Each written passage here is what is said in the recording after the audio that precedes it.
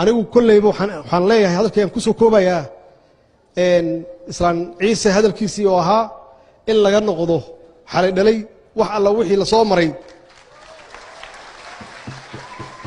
anaa ugu horeeya waxaan leeyahay waa idin cafiyey idinkana waxaan rabaa inay cafisaan waxaan ballan qaadayaa inaan idinla shaqeeyo haddaad tihiin dowlad goboleedyo iyo haddaad tihiin dowladda dhexdeeda baarlamaanka dhexdiisa hadduu ilaah yidhaahdo bacdama aan ahay odaygii u dhexeeyey iyagoo dhanna insha allah anaa dhex galaaya oo howlahooda xalinaya hadduu ilaah yidhaahdo laakiin mid ogaada mucaarad waa u baahannahay mucaarad waa loo baahan yahay laakiin mucaaradka loo baahan yahay waxa weeye markay xaaladda kulushahay in mucaaradkaas un dowladda shisheeye uusan la jirin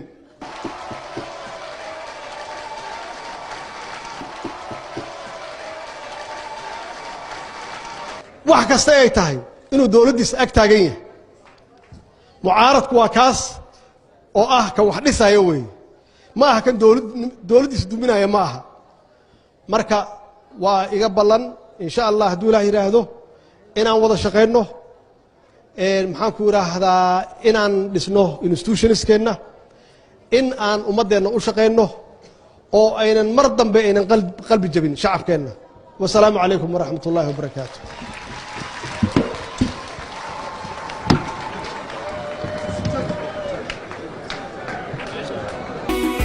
derba ka horeeyo jafliyo qodax baa dhex taalo jiqooyo lagama baxo rag baa hore ugu jaabe iska jir dowladeena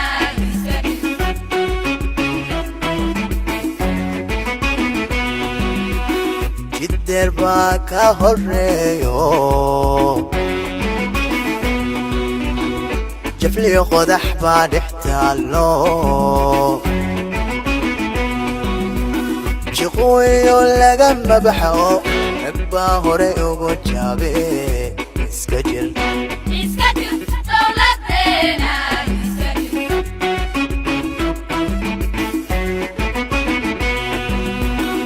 kuwa jira kula jiro haddana kaasii jiro jirkana midabkaagalo cadowga ku jabinaye iska jir dowladeena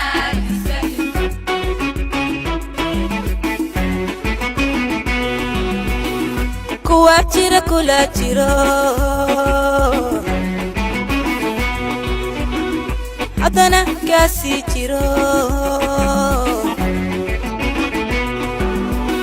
jirkana midabkaagalo cadowga ku jabinaye iska jir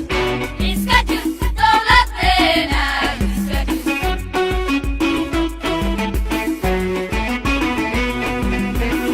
qabyaaladii waa jareexo